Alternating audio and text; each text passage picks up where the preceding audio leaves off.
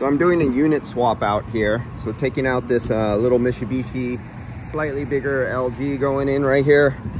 And this is how mini splits should come. See this little head right here, this little box right here, where they have something to tie into like this, really sturdy, tight to the unit. A lot of mini splits have some really janky stuff. Some have none at all. It's just like you just have these clips to hold some wires in there, nothing to support like this. This is how they should come.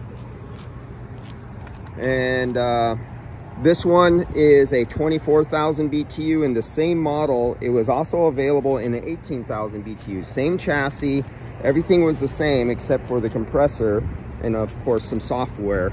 But I think on this one, what I'm going to do is it's going to be a guinea pig experimental Frankenstein thing. And I'm going to rip out this 24,000 BTU compressor and put in an 18,000 BTU compressor in the 24,000 BTU chassis and do a little Franken work. And that's what this one's going to be. This is a dead unit. All right, that's it on this one. Taking it apart. Little saltwater corrosion. We got the oxidation of the aluminum happening here.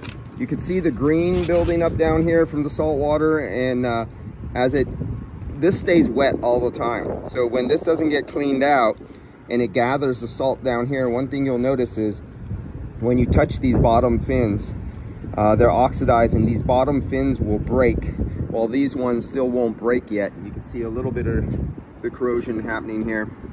And that's because as the fog rolls in here in San Francisco, it carries salt with it.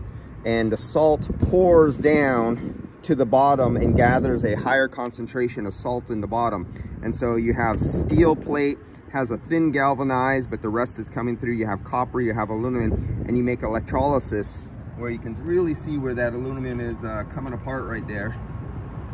And this is what causes all your leaks at the bottom. And that's where will be the first place to get leaks. And so I'm going to do a strip clean on these condensers with New Bright. And because you want to stay away from New Bright from cleaning condensers, because it literally removes the surface of the metal and it makes it thinner, and you don't want to do that.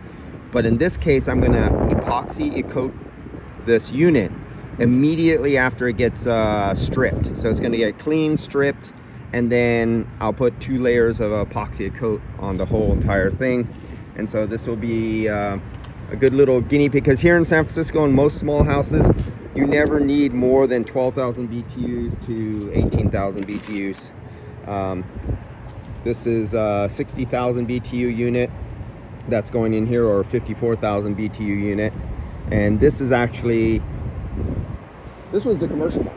Yeah, this wasn't the normal residential one. This one actually is the one where you do one single pipe without a branch box. For those of you who don't know what a branch box is, that's where you send out 2 pipes, it goes to a box, and then the box will split up, say 6, 8, or 9 pipes coming out of 1 or 2 boxes that come off the unit, and then that will determine which heads get heating or cooling from that point on. In this one, this is the one where it's 1 pipe that comes out like water, and then you just branch off of 1 pipe with no distributor box, and all the heads can work off of it. And then they have 1 unit that's this small, that's even smaller. I mean, not smaller, but 1 unit that actually does heating and cooling simultaneously. And that's the heat recovery unit version of this. And now they have them in monoblocks with water jackets inside of them, and you can have propane. Introducing them to the United States, where the propane all stays out here. It chills water, glycol mixture, and then pumps hot and cold water into the house. So the propane stays outside of your house, and the hot or cold water gets pumped into your house. And next generation stuff. And so it's been around for over a decade or more in Europe and other countries. America's a little slow. We're called the retarded nation for some reason. All right, see you guys later.